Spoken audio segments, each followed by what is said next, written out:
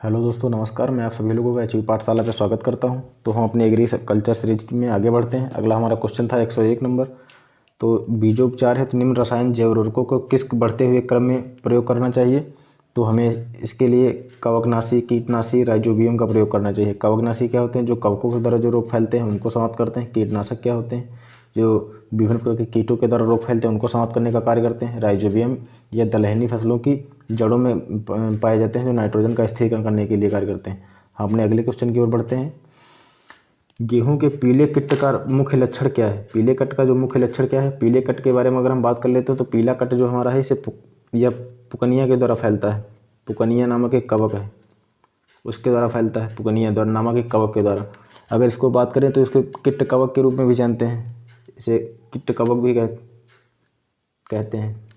Kit कवक भी कहते हैं इसके। अगर आगे इसकी बात करते हैं तो पुकनिया को अपनी जो जीवन शैली, इसको जीवन चक्र को पूरा करने के लिए 2 स्टेज इसकी होती हैं। कौन कौन सी? गेहूं तथा दारू हल्दी। 2 मेजबान इसके लिए चाहिए, गेहूं, दारू हल्दी।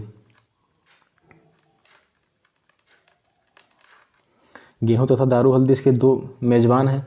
किट कवक के रूप में इसे जानते हैं। यह कितने प्रकार का होता है, इस पर हम बात कर लेते हैं। यह पुकनिया ग्रैमिनस जो होता है, पुकनिया जो ग्रैमिनस होता है, पुकनिया ग्रैमिनस, जो पुकनिया ग्रैमिनस होता है हमारा, इसे काला रतुआ भी काला रतुआ कहते हैं या स्टेम रस्ट कहते हैं। इसे क्या कहते हैं? इसे काला रतुआ या स्टेम रस्ट कहते हैं इसे हम। अगला क्या है ये? अगला है पुकनिया रिकोन्डिडा।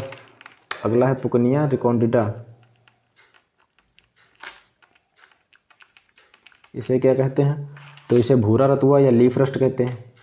इसे क्या कहते हैं? तो इसे भूरा रतुआ या लीफ रस्ट कहते हैं। अगला हमारा पुकनिया स्ट्रीफॉर्मिस है।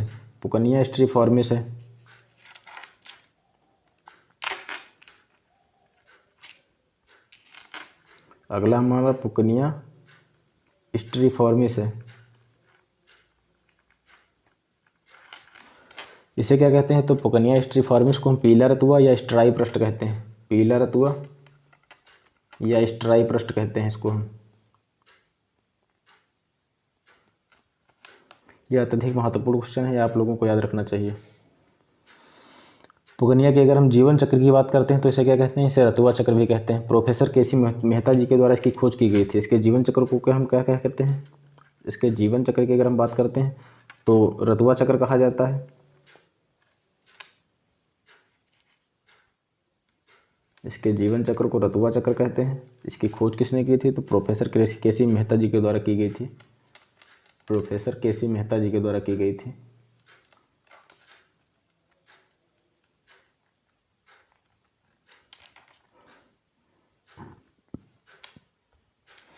अब हम बात करते हैं इसमें कौन सा ऑप्शन सही है।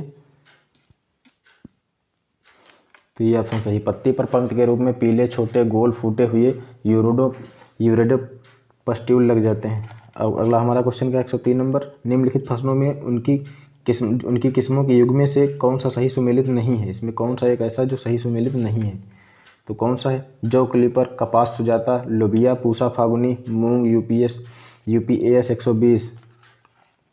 तो यह सुमेलित नहीं है, ये सुमेलित है। जौ क्लिपर सुमेलित है। क्लिपर किसकी किस्म है? जौ की। सुजाता किसकी किस्म है? कपास की। पूसा फागुनी किसकी है? लोबिया की। तो इसके बारे में जान लेते हैं, ये है क्या?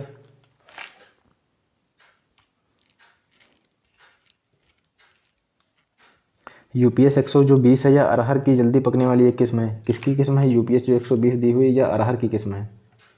किसकी किस्म है? तो अरहर की यह किस्म है, ठीक है। जल्दी पकती है, 120 से 130 दिनों में पककर तैयार हो जाती है।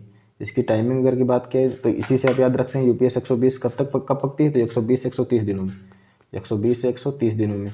यह मूंग की फसल नहीं है। यूपीएस 120 अरहर की फसल है, जल्दी पकती है 120 से 130 दिनों में। अगर आपको याद रखना हो तो 120 से ही 130 दिनों में उसी के साथ समझ सकते हैं आप। गेहूं में कल्ले फुटान के लिए, टिलेरिंग के लिए अनुकूलन तापमान कितना होना चाहिए? गेहूं में जो कल्ले फुटान होता है उसके लिए अनुकूल तापमान कितना चाहिए होता है? 16 से 20 डिग्री सेल्सियस।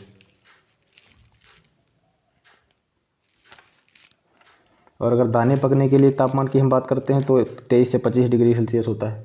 फुटान के लिए अनुकूल तापमान 16 से 20 डिग्री सेल्सियस। अगर हम दाने पकने की बात करते हैं, जब दाने पक रहे हो तो उसके लिए तापमान कौन सा कितना उचित रहेगा?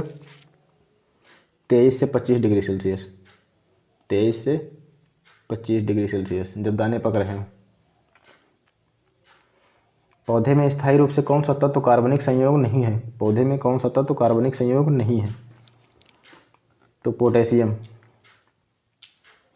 पौधे की कम वृद्धि दर के साथ अधिकतम वृद्धि दर के वृद्धि तथा साथ ही पोषक तत्व का पौधों में संचय क्या कहलाता है? सफिशियंसी रेंज कहलाता है। क्या कहलाता है? Sufficiency range. इसे हम सफिशियंसी रेंज कहते हैं।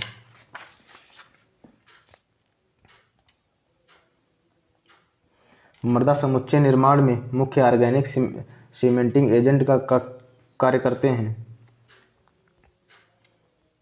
वसीय अम्ल, प्रोटीन व प्रोटीन डेरिवेटिव्स, पॉलीसेकेराइड्स या कार्बनिक अम्ल। तो पॉलीसेकेराइड्स करते हैं। मृदा समुच्चय का जो निर्माण है यह क्या है? जमीन के नीचे भौतिक और रासायनिक तथा जैविक गतिविधि से इसका निर्माण होता है। मृदा समुच्चय का निर्माण क्या होता है? जमीन के जो अंदर होते हैं भौतिक, रासायनिक एवं जैविक क्रियाओं के फलस्वरूप इसका निर्माण होता है मृदा समुच्चय का। पॉलीसेकेराइड्स जो होते हैं जो एजेंट का कार्य करते हैं। तो टेट्राजोलियम टेस्ट से क्या निर्धारण किया जाता है? टेट्राजोलियम टेस्ट से किसका निर्धारण किया जाता है? सीड वाइबिलिटी का निर्धारण किया जाता है। सीड वाइबिलिटी का निर्धारण टेट्राजोलियम टेस्ट के माध्यम से किया जाता है।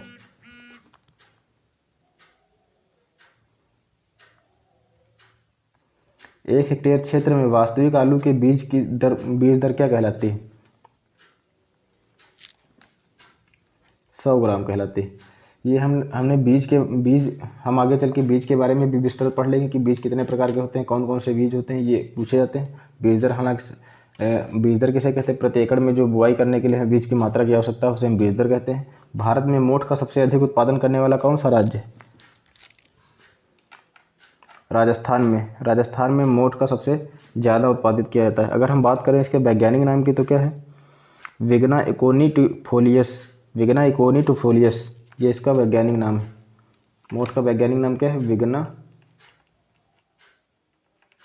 वैसे आप इतना भी याद रख सकते हैं विग्ना, क्योंकि जैसे अगर ऑप्शन में आता हो तो आप तुरंत पहचान लेंगे।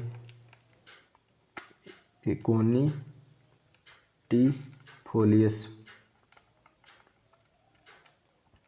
ये इसका वैज्ञानिक नाम हो गया। राजस्थान में इसका सर्वाधिक उत्पादक होता है। इसका अगर प्रयोग की हम बात करें तो इसका प्रयोग नमकीन बनाने में भी किया जाता है। इसका उत्पादन में सर्वाधिक कौन सा राज्य योगदान करता है? तो राजस्थान। अगर यह प्रयोग इसकी पूछा कि कहाँ किस चीज़ में किया जाता है तो राजस्थान से ना से नमकीन भी आप याद रख सकते हैं, लेकिन नमकीन बनाने में इसका प्रयोग सर्वाधिक किया जाता है। तिल की बीज रेट की अगर हम बात करें कितनी चाहिए होती है? तो 3 से 4 किलोग्राम। भारत का कौन सा राज्य सरसों के उत्पादन में अग्रणी है? राजस्थान में सरसों का सर्वाधिक उत्पादन होता है। रेपसीड व मस्टर्ड का फल क्या कहलाता है? रेपसीड जो है और मस्टर्ड का फल को क्या कहेंगे हम? सिलिकुआ कहेंगे। सिलिकुआ कहा जाएगा इसको। जो रेपसीड या मस्टर्ड जो सरसों का फल होता है उसे हम सिलिकुआ कहते हैं। आप इसे याद रखते हैं, सा से सरसों, सा से सिलिकुआ। मृदा की आवश्यक पोषक तत्वों को प्राप्य रूप, उचित मात्रा में तथा उचित संतुलन में प्रदान करने की क्षमता को क्या कहते हैं? जो रेपसीड हमारा है, इसमें जो रेपसीड हमारी है वो यह ग्रैमिनी कुल का सदस्य है। कैरियोप्सिस एवं दलहनी फसलों का फल का फली भी कहा जाता है इसको। ग्रैमिनी कुल का है यह।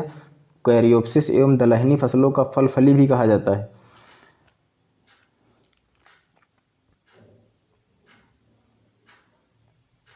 इसे मृदा उर्वरता इसमें सही होगा। पादप पोषण में तत्वों की अनिवार्यता की कसौटी को किसने प्रतिपादित किया? अगर हम बात करेंगे पादप में जो पोषण तत्व होते हैं उनकी अनिवार्यता की कसौटी किसने प्रतिपादित की है? तो आर्नोन एवं स्टाउट के द्वारा प्रतिपादित किया गया। आर्नोन एवं स्टाउट के द्वारा। पादप पोषण क्या है? मतलब पौधों की वृद्धि करने के लिए इन्हें कितने मात्रा में पोषक तत्वों की आवश्यकता होती है। पादप पोषक तत्वों की अगर हम कार्य की बात करते हैं तो जो पौधे में प्रयोग होने वाले जो प्रमुख तत्व कौन कौन से हैं? प्रमुख तत्व उन्हें कहा जाता है जो पौधे जिसकी अधिक मात्रा में आवश्यकता होती है ग्रहण करते हैं, जैसे नाइट्रोजन, फास्फोरस एवं पोटेशियम जो हैं ये पौधे के लिए प्रमुख आवश्यक तत्व हैं। अब हम बात करें अगर नाइट्रोजन की अगर हम अब बात करते हैं नाइट्रोजन की कार्य क्या क्या है, तो पौधे की वृद्धि एवं विकास में भी सहायक होते हैं, प्रोटीन के लिए आवश्यक होते हैं, फसलों की उपज में भी वृद्धि करते हैं। फास्फोरस की अगर हम बात करते हैं तो जड़ों की वृद्धि के लिए आवश्यक है, कोशिका के विभाजन के लिए भी आवश्यक है, पौधों की वृद्धि व उपज में भी सहायता करता है, फूलों व फलों के विकास के लिए तथा फसल शीघ्र पकने के लिए भी जरूरी है। तो अगर बात करें पौधे के प्रमुख तत्व कौन कौन से हैं, तो प्रमुख तत्व वे होते हैं जिन्हें अधिक मात्रा में आवश्यकता होती है पौधों की। नाइट्रोजन तथा फास्फोरस हो गया, पोटेशियम हो गया। तो नाइट्रोजन क्या करता है, या पौधे की वृद्धि में सहायता करता है, प्रोटीनों के लिए भी आवश्यक है तथा उपज बढ़ाने में भी मदद करता है। अगर हम फास्फोरस की बात करें तो यह जड़ों की वृद्धि के लिए आवश्यक होता है। जो फास्फोरस हमारी है वह किसी भी पौधों की जड़ों में वृद्धि के लिए आवश्यक होता है। ये कई बार पूछा हुआ क्वेश्चन है कि फास्फोरस का उपयोग या महत्व क्या है। तो जड़ों की वृद्धि में, कोशिका के विभाजन में भी इसकी मदद करता है, फूल व फलों के विकास के लिए भी मदद करता है तथा फसल के शीघ्र पकने में भी सहायक होता है। पोटेशियम की अगर हम बात करें तो प्रोटीन, मंड तथा शर्करा के उत्पादन में शर्करा के उत्पादन में सहायता करता है तथा इनके प्रवाह में को भी नियंत्रित करता है, कीड़े मकोड़ों व पालों के गिरने से भी बचाता है तथा फसलों की गुणवत्ता में भी सुधार करता है। और अगर गौड़ तत्व किसे कहते हैं उनकी हम बात कर लेते हैं। तो प्रमुख तत्व वे तत्व आते हैं जिनका गौड़ मात्रा में पौधे ग्रहण करते हैं, जैसे गंधक हो गया, कैल्शियम हो गया, मैग्नीशियम हो गया। कैल्शियम जो होता है, कैल्शियम जड़ों के विकास के लिए आवश्यक भी होता है, शर्करा के प्रवाह में भी मदद करता है, पानी की पूर्ति में भी सहायक होता है। जो कैल्शियम हमारा होता है वह पानी की पूर्ति में भी सहायक होता है। अगर हम मैग्नीशियम की अपनी बात करते हैं तो हरित लवक का एक मुख्य अवयव है। यह क्वेश्चन आया हुआ है कई बार कि कौन सा एक तत्व है जो हरित लवक का प्रमुख अवयव है, तो मैग्नीशियम। कौन सा? मैग्नीशियम। यह हरित लवक का एक प्रमुख तत्व है।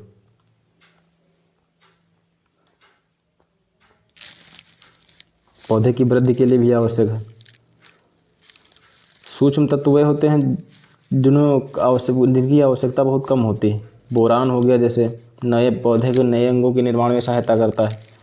लोहे की अगर बात करते हैं तो यह हरे पदार्थ के निर्माण में भी सहायक होता है, शर्करा एवं प्रोटीन संश्लेषण में भी सहायक होता है, यह एंजाइमों का वाहक भी होता है। पूछा जाए अगर कौन सा एक तत्व ऐसा है जो एंजाइमों के वाहक का कार्य करता है, तो हमारी लोहा हो गया, यह इस हरित लवक के निर्माण में भी कार्य करता है। अगर हम मैग्नीज की बात करते हैं, मैग्नीज जो होता है नाइट्रोजन एवं लोहे की जैविक क्रियाओं को प्रभावित करता है। जो मैग्नीज हमारा होता है नाइट्रोजन तथा लोहे की जो जैविक क्रियाएं हैं उनको प्रभावित करता है। एस्कॉर्बिक एसिड के शोषण में उत्प्रेरक का कार्य करता है। जो मैग्नीज हमारा है यह एस्कॉर्बिक एसिड के शोषण में उत्प्रेरक का कार्य करता है। एस्कॉर्बिक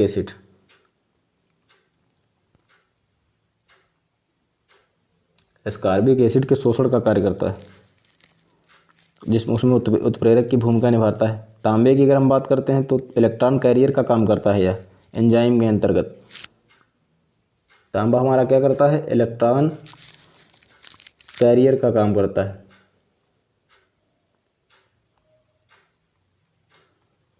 इलेक्ट्रॉन कैरियर का काम करता है। तांबा क्या करता है, इलेक्ट्रॉन कैरियर का काम करता है। किसमें? एंजाइम में। अगर बात की जाए किसमें, तो एंजाइम में।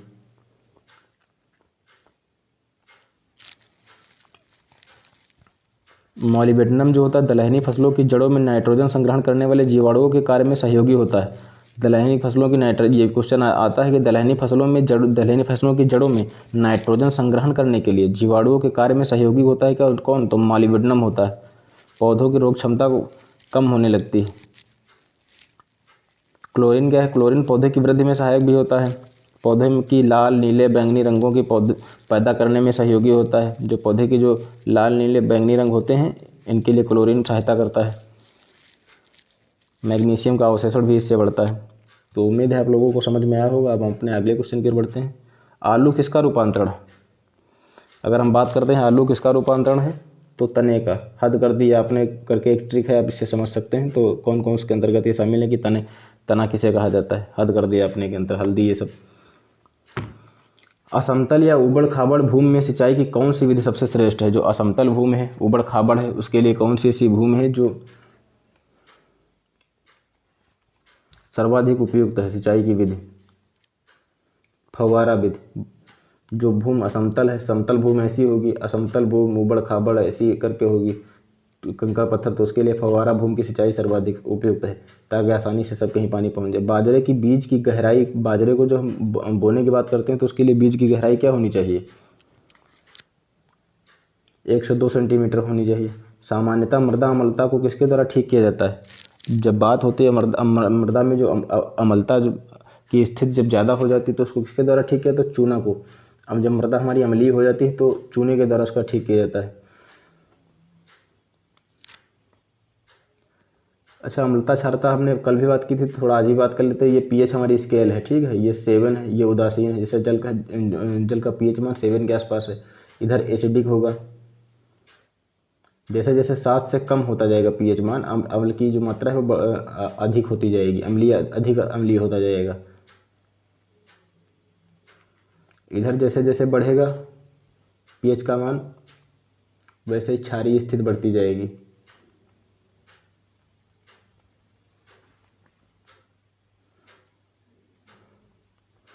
कैच क्रॉप उगाने का मुख्य उद्देश्य क्या होता है? बिना किसी अतिरिक्त निवेश के अधिक आय प्राप्त करना। बिना कैच क्रॉप क्या होता है? जैसे ये कोई फसल है, इसके अंतर्गत ऐसे फसलों को लगा दिया जाता है तो बिना किसी अतिरिक्त निवेश की भी हमें अधिक आय प्राप्त होती है। उर्वरक नियंत्रण अध्यादेश 1957 के अनुसार यूरिया में बाईयूरेट की मात्रा कितने प्रतिशत से अधिक नहीं होनी चाहिए? 1.5% से अधिक नहीं होनी चाहिए। उर्वरक नियंत्रण अध्यादेश वर्ष 1957 में पारित किया गया था, तो उसके अनुसार यूरिया में बाईयूरेट की मात्रा कितने प्रतिशत से अधिक नहीं होनी चाहिए? तो 1.5% से अधिक नहीं होनी चाहिए। अब इसमें थोड़ा और नज़र डालते हैं। सामान्य रूप से अगर हम बात करते हैं तो यूरिया में बाईयूरेट की मात्रा 2% से अधिक नहीं होनी चाहिए। सामान्य रूप से अगर हम बात करते हैं तो जो यूरिया में बाईयूरेट की मात्रा है वह 2% से अधिक नहीं होनी चाहिए, ठीक है। जब हम गौर करते हैं उर्वरक नियंत्रण अध्यादेश 1957 के अनुसार, तो इसकी मात्रा 1.5% से अधिक नहीं होनी चाहिए। इसके अनुसार 1.5% से अधिक नहीं होनी चाहिए। फॉलियर स्प्रे के लिए यूरिया में बाईयूरेट की मात्रा 0.25% से अधिक कम नहीं होनी चाहिए। अगर फॉलियर स्प्रे का इस्तेमाल किया जा रहा है तो उसमें बाईयूरेट की मात्रा कितनी होनी चाहिए? फॉलियर स्प्रे की अगर हम बात करते हैं,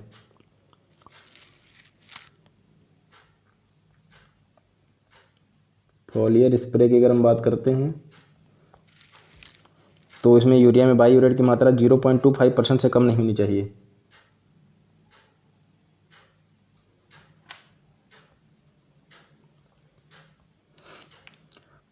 बंड फॉर्मर से क्या बनाई जाती है? बंड फॉर्मर से मेड़ बनाई जाती है। बंड फॉर्मर से क्या बनाई जाती है? मेड़ बनाई जाती है। मेड़ क्या होती है? जैसे मान लेते हैं हम, ये हमारा खेत है, ठीक है, तो इसका विभाजन करने के लिए इसमें जो ये पंक्तियां बनाई जाती हैं इन्हें मेड़ कहते हैं। इसके लिए बंड फॉर्मर का इस्तेमाल किया जाता है। ठोस सतह पर अधिशोषित जल के अणु अन्य जल अणुओं को अपनी ओर आकर्षित करते रहते हैं। करने के लिए इसको कौन से बल का प्रयोग किया जाता है? ससंजन बल। ठोस सतह पर अधिशोषित जल के अणु अन्य जल अणुओं को अपनी ओर आकर्षित करते हैं तो इसको हम क्या कहते हैं? ससंजन बल। अच्छा, ससंजन बल क्या होते हैं? ससंजन बल वह होते हैं, मान लेते हैं कि ससंजन बलों को हम समझ लेते हैं। मान लेते हैं कोई ए और बी दो अणु हैं, कोई ए और बी दो अणु हैं, ये ए होगा, ये बी हो गया, ठीक है। तो अगर दूसरा अणु अगर बी को आकर्षित कर रहा है तो ये क्या कहा जाएगा? ससंजन बल कहा जाएगा। अगर बी ए को आकर्षित कर रहा है तो यह आसंजन बल कहा जाएगा। तात्पर्य है कि अगर एक समान कोई अणु है और आपस में एक दूसरे को आकर्षित करते हैं तो उसे हम ससंजन बल कहेंगे। असंजन बल उसे कहेंगे जो भिन्न भिन्न अणुओं को इस्तेमाल करते हैं, पृथक हों, दौड़ किसी भौतिक तथा रासायनिक गुणों में पृथक हों तो उन्हें हम आसंजन बल कहेंगे। पौधे की वृद्धि के लिए मृदा नमी उपलब्ध होने की ऊपरी सीमा क्या है? क्षेत्र धारिता है।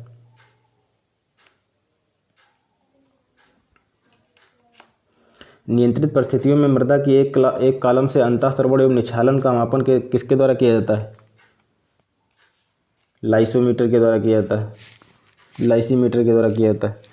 तो अगर कुछ और मीटरों के बारे में हम बात कर लेते हैं।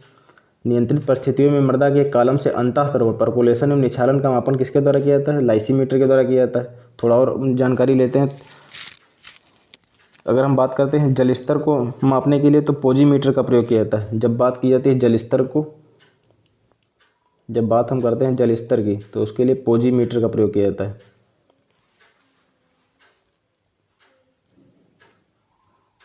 जब बात करेंगे जल स्तर की तो पोजीमीटर का प्रयोग किया जाएगा। वही अगर हम बात करते हैं वर्षा की तो वर्षा के लिए ओडोमीटर का प्रयोग किया जाएगा। किसका? वर्षा के लिए ओडोमीटर का प्रयोग किया जाएगा। वर्षा के लिए ओडोमीटर का प्रयोग करेंगे। वाष्पीकरण को अगर हम मापते हैं तो इवेपोरीमीटर कहेंगे। वाष्पीकरण का जब मापन किया जाएगा तो इवेपोरीमीटर कहा जाएगा उसको। वाष्पीकरण के लिए क्या कहेंगे? इवेपोरीमीटर कहेंगे।